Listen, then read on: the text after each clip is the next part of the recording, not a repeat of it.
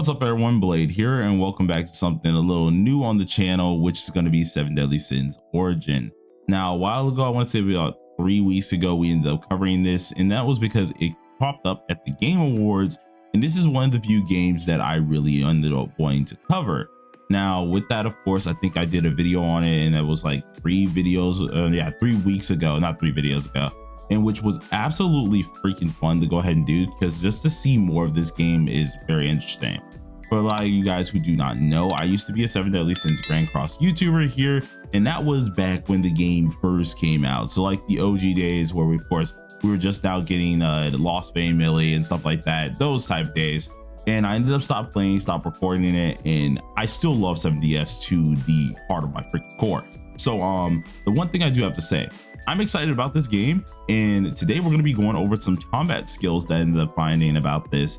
And over the next few days and weeks, I'm gonna try my hardest to get as much content out for this as possible, because we will be covering this on the channel as another IP. So if you guys, of course, are looking forward to it, I'm gonna be your main guy for that as well. So be sure to hit that notification bell as well as the like button here. But let's get straight into it. So as I was going through the page, I was looking for some different information to know exactly how this game does function. I tried to get into the betas. I tried to at least go to some of the IRL events here. Could not make it to any of them or get into betas here. So it was just kind of a sad time here. So now I've been forced to start looking for things like combat stuff that we need to know about this game. Luckily, I ended up finding a combat edition tip from one of the, of course, CMs or GMs of the game here, who is going over everything. They ended up gathering everything about combat styles and things that we need to know and put them down in this little forum. So we're going to be going over all of this today to see if we can do this properly. But of course, we have the combat and controls. From the looks of just the picture, before we get to reading everything here, we have our 3 weapons on the left hand side and then a bunch of passives on the right hand side. Seems with at least our characters, we're automatically gonna have some passives, but most likely the weapons will have certain little passives with them themselves here, and that's just going to be later down the line. But if we look at the UI, obviously we got basic info, weapons, armor, mastery, all this good old stuff. The potential is probably a dupe section, which I do want to do a video on that, because I saw something about 12 dupes. I need to look further into that, see something about it, but it's gonna be fairly interesting. And we can check just on the weapons themselves. They do have their elements. Those looks like both fire here of some sort, and then we have a wind weapon down there as the 3rd weapon, which is pretty darn cool. But as they say here, it says every passive skill and ultimate move changes depending on the hero and the type of weapon equipped. So we will have our primary weapon, but obviously if we have the different weapons swapped, it will have a different effect or a different ultimate, which is fairly interesting. But how they have their basic combat structure, or at least the combat resources that you need to go ahead and use, is something like this, where the normal attacks, they will not consume anything, but they will of course gain you tag gauge, which is where you're going to be swapping your characters to do a lot more of your damage, for what I do know. And then of course your ultimate gauge being your big ult move that obviously you're going to do just like dump out a ton of damage. You have your special attack. This, once of course it's used, is going to be on the cooldown. You will require, or at least you will acquire, tag gauge and ultimate move gauge, which is great. The normal skill, which is going to go on cooldown afterwards, and then you get tag gauge and ultimate move gauge as well. And then of course for the ultimate move, we're obviously depleting that entire ultimate move gauge, which is perfectly fine. You don't get anything in exchange. And then we have the new thing as well that I was talking about, which is the tag skills, which based on your tag gauge, when you do have it, you'll end up swapping here. And by swapping, you and your partner that you're tagging in with will most likely do a big amount of damage. Though you do get some ultimate move gauge out of this, so there is a huge plus for this. But obviously we have the tag point or the tag gauge here, as well as the ultimate move gauge. This here, by going ahead and using tag skills, we're then able to of course get these tag points. This is going to be very helpful, because if I'm right, it does allow us to deal some crazy damage with our tag skill, which is going to be fairly interesting as well. But by going ahead and doing this, we're able to of course acquire these by all types of attacks except for ultimate moves and tag skills, which is perfectly fine. Another thing here is whenever we're trying to use our ultimate move here, it does require our ultimate move gauge. So we need to be able to do any move, and we will get ultimate move gauge here to at least perform our ultimate move. Now, this isn't too different from what they did say. Obviously, if you're just attacking and getting up your skills, you're obviously going to build up your ultimate move bar. If you're going ahead and using your tag switches, you're going to be helping out with getting more of your tag points. which is going to allow you to do some crazy damage. How they explain for basic combat cycle here is literally you're just going to go in, dump out your special attacks, dump out your normal attacks, and then continue following up with your normal attacks to get more tag gauge. As you can see, they have 2 little points down here, so those are the tag points that we're looking at, and it's going to be very, very helpful. Now you can swap characters at any given moment, but by using tag skills, obviously you're getting more of that tag gauge up as well as the tag points, which is going to be very, very good, allowing you to deal more damage, apply buffs as it says below, and then inflict debuffs, which is going to be cool.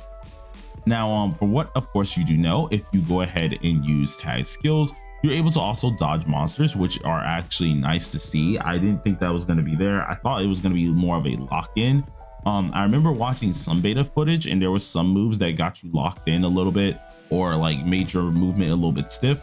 So I want to see how that does go, of course.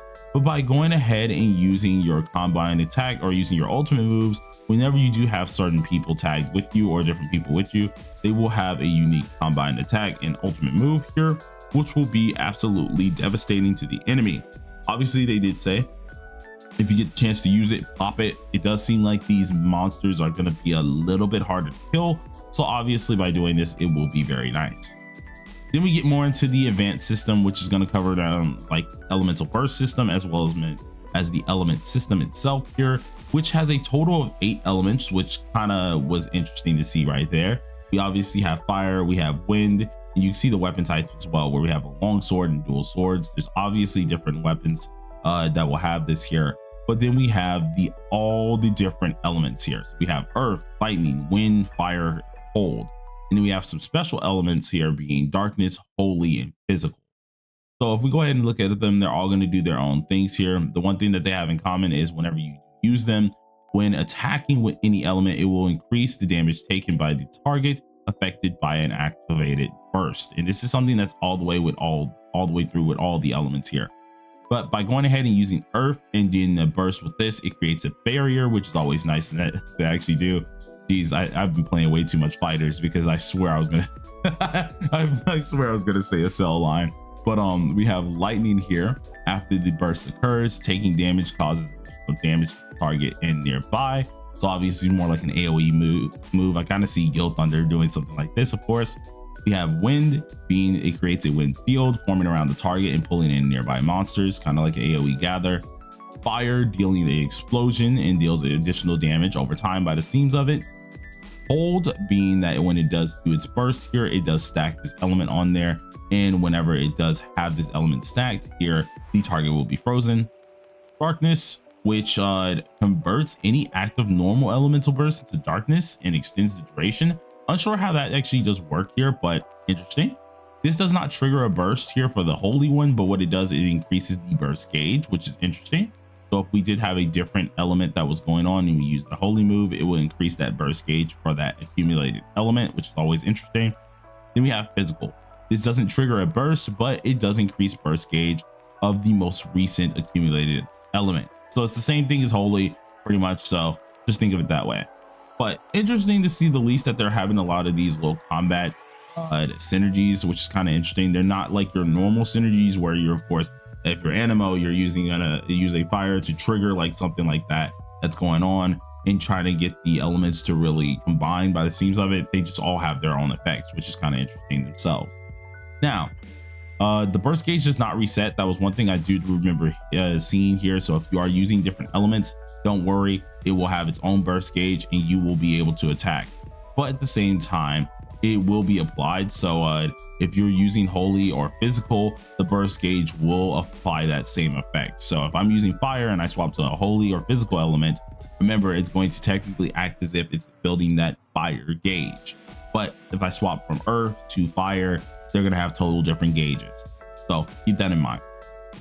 Now, ultimate moves can deal powerful damage. We already do know this here, but this is obviously going to help out our burst system. So I'm guessing if we do go through a burst and chain it with a ultimate move, we'll do more damage. Now we can see that we have the burst little cycle gauge here. You're able to see exactly how much it does. But when you do burst, obviously you get that same effect here, and it does the whole burst gauge, and you can go and deal some powerful attacks. So if you do get the burst gauge all the way filled, you deal way more powerful attacks, which is always great to see. Then we have perfect dodges. Perfect dodges do give us an iframe, something that many of us are very attuned to, so I don't have to talk much about it here. Obviously you're able to dodge at the right timing, and that will be it for the combat side of this. Now they have a lot of things that are interesting inside this game already. I'm interested into at least the flowing or the fights or the flow system here. See, of course we have our tag skills, we have our tags that we have to end up doing. We can freely swap if we want to. We have our elements that are going to be kind of interesting, especially when it does come down to like the holy and physical side, because obviously they can build the other elemental burst that you started with. So there's going to be a lot of interesting things that are happening with this game that I'm very excited to actually try. So the one thing I am worried about, and I don't know if anyone has played the game, of course if you played the beta, please do tell me, but with the 3 weapon system, how drastically different is it? Do I have to summon for 3 different weapons, or essentially will I just be perfectly fine with getting like maybe 1 weapon and then 2 non, like it doesn't really have to be a specific weapon for the character? Are they like stat sticks? I need to know exactly what happens with that. I'm probably gonna do some more research to figure that out myself too, but very interested to see how this does go. But right now, combat wise, pretty darn cool. So you guys let me know what you think about this down below. Of course, this is going to be a game called 7 Deadly Sins Origin. It will have multiplayer and co-op experiences. So if you guys want to join me on this journey, be sure to, of course, hit that like button, hit that subscribe button, hit the freaking noti bell as well, because we're going to be coming out with more videos of this game. But till then, everybody, peace out.